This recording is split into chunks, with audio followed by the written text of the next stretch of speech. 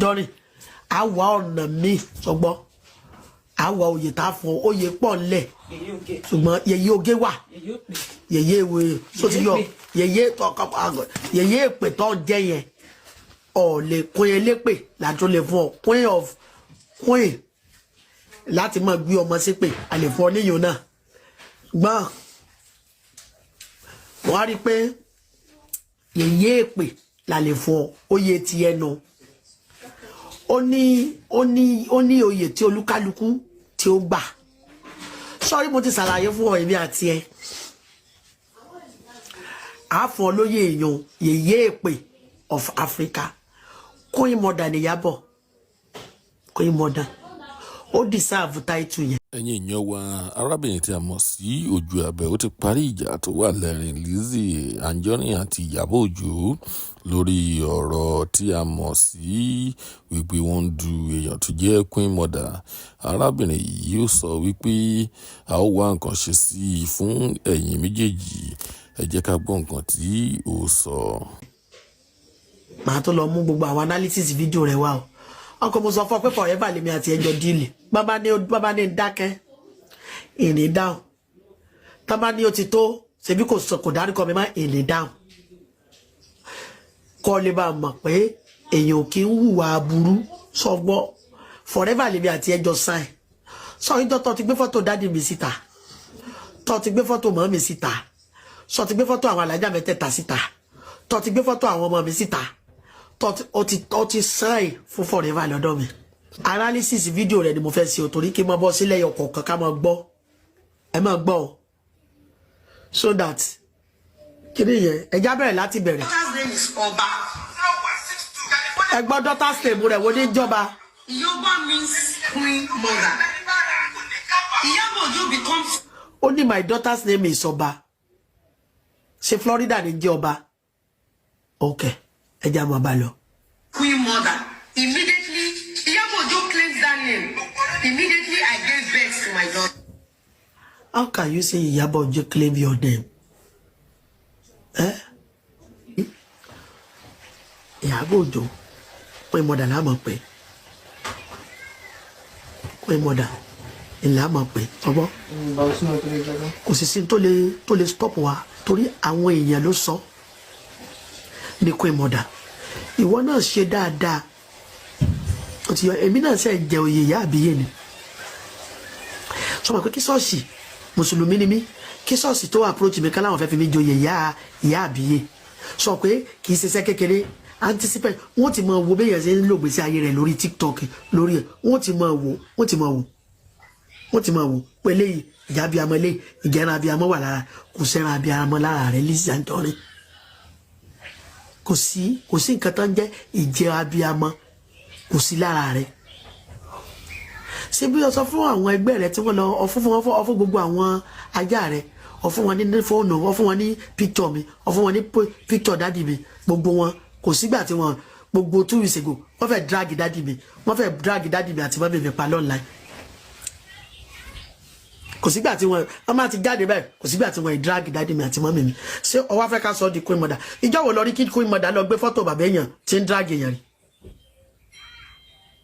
ìjọ wo lọ rí tí Queen Mother tó ń wí yẹn ìjọ wo ló bá yẹn kan jàrí tó lọ gbé fọ́tò bàbá rẹ̀ tó wá gbé tí wọ́n ń ṣe báyìí fọ́tò àwọn ìyá wọn tí lọ ń gbé ìjọ wo lọ rí in tí wọ́n fi ń fìyàn joyè nìyẹn you drag people's children you drag people's parents ó gbé fọ́tò wọn síbẹ̀ ó máa drag wọn máa bú wọn máa gbé wọn ṣépè ó wá fẹ́ jẹ oyè Eunice thank you wọ́n èéfì yẹn joyè bẹ́yẹn my sister àbọ̀ rò pé àwọn náà kì í jà people that do that ọmọ ò lè ọmọ tó bá bímọ ọ̀ tí ẹ̀ lè bímọ kọ́ gbé fọ́tò ọmọ fọ́tò ìyá ò lè jẹ́ bẹ́ẹ̀ kò sí tó lè mú ọ láyé tó lè gbé fọ́tò pẹ́rẹ́ǹtì ọtí lose you have lost completely ebi ò ní kọ́ retrieve step ẹ o torí ó tó lè dọ̀la kọ́ tó lọ tó fọ́tò mi gbé o kọ́ tó gbé fọ́tò bàbá mi o kọ́ gbé fọ́tò ìyá mi ó tó lè dọ̀la o èmi ń fi ọ́ káàsì kúrú sí ni kò lè dọ̀ mí tọ́tù níbi tí problem tèmi àti ẹ wà ọ̀rọ̀ sì máa ń dòwọ́ tó bá tó dọ̀la o àátọ̀ lókìkì sí ni tó bá tó bẹ̀rẹ̀ sí bú alọ́la.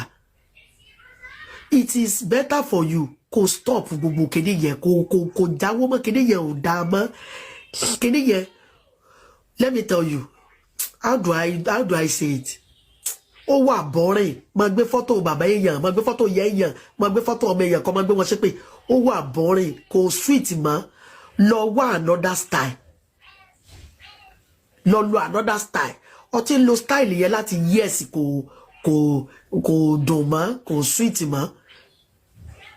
I'm telling you, ó ti cast. Kíni yẹn ti cast àwọn èèyàn ti use mọ́.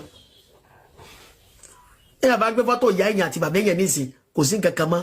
Àwọn wèrè tán ti síkì bí rẹ̀ náà ni wọ́n jọ mọ́ tẹ́tí ya wèrè náà ni wọ́n mọ́ lọ mọ́ sáré pé wọ́n rí bàbá Kádíjà, wọ́n rí ìyá Kádíjà, wọ́n ọdún wọ́n fún bà. Kò kéde yẹn ò lọ bí kankan mọ́. Kò lọ mọ́. Kò sí ń tọ́ lé sí. Èyí tó ọ ti ṣe worse ti àwọn èèyàn tó lé lọ́nu kọ́ lọ mú ìyá wọn kọ́ mú bàbá wọn. Kọ mú bàbá wọn kọ mú fọ́tò wọn kọ gbé ara ipò ìsílẹ̀ lórí kọ mọ̀ pé wọ́n lé lóbó wà sàlẹ̀ òbó kẹrùn òbó kéde kan kò tẹ mọ́. Mo sọ fún ọ forever ni èmi Queen Mother Ìyábọ̀ Òjó lórí táìtù yẹn kì í ṣèwọ lọ ní ọ̀dì sáàfù ẹ̀. So ẹ máa gbọ́ bí tó ti bẹ̀ wá o pé I'm begging you ẹ máa gbọ́ ó pàpà bẹ̀ wá pé kájọ ká máa pè ní Queen Mother ó bẹ̀ wá ẹ máa gbọ́ o. And I named that girl Oba Shetumaku. So people were calling that girl Oba. So this Oba changed her name to Oba. So you understand? I understand. And for we the understand. person operating this lover, so you understand? Maybe that person is also a son or a daughter. You don't understand?